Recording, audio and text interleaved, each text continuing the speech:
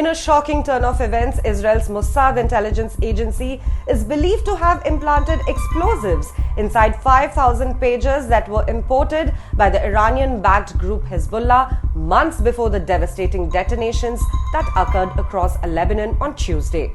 According to senior Lebanese security sources speaking to Reuters, this unprecedented breach has resulted in the tragic deaths of 9 individuals and left nearly 3,000 others injured, including Hezbollah fighters and Iran's envoy to Beirut.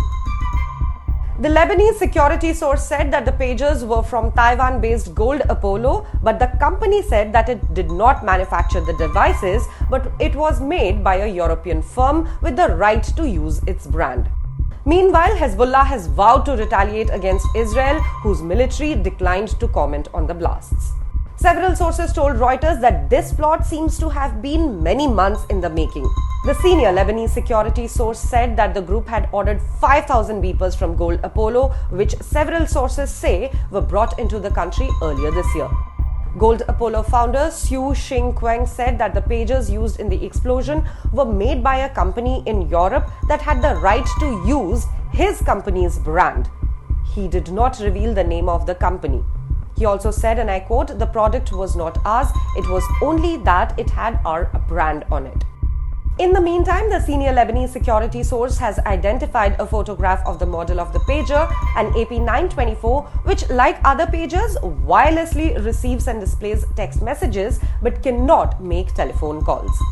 Hezbollah fighters have been using pagers as a low-tech means of communication in an attempt to evade Israeli location tracking, according to 2 sources familiar with the group's operations who spoke to Reuters this year. But the senior Lebanese source also mentioned that the devices had been modified by Israel's spy service at the production level. He said, and I quote, "The Mossad injected a board inside the device that has explosive material that receives a code. It's very hard to detect it through many means, even with any device or scanner." The source also said that 3,000 of the pagers exploded when a coded message was sent to them, simultaneously activating the explosives.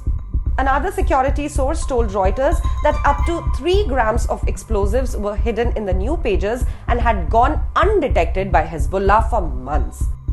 Israeli officials did not immediately respond to Reuters' requests for any comment so far.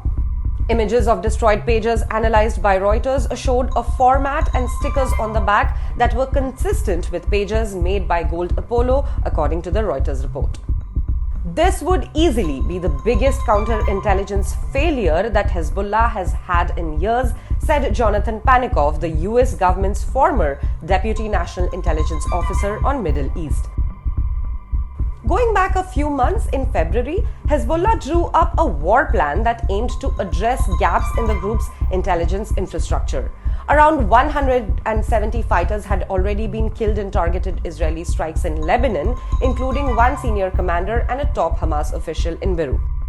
In a televised speech on the 13th of February earlier this year, the group's Secretary General Hassan Nasrallah sternly warned supporters that their phones were more dangerous than Israeli spies, saying that they should break, bury, or lock them in an iron box.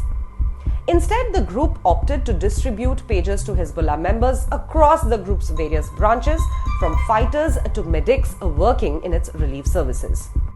The explosions maimed many Hezbollah members, according to footage from hospitals received by Reuters. Wounded men had injuries of varying degrees to the face, missing fingers, and gaping wounds at the hip, where the pagers were likely worn. The senior Lebanese security source, who has direct knowledge of the group's probe into explosions, said that we got hit really hard.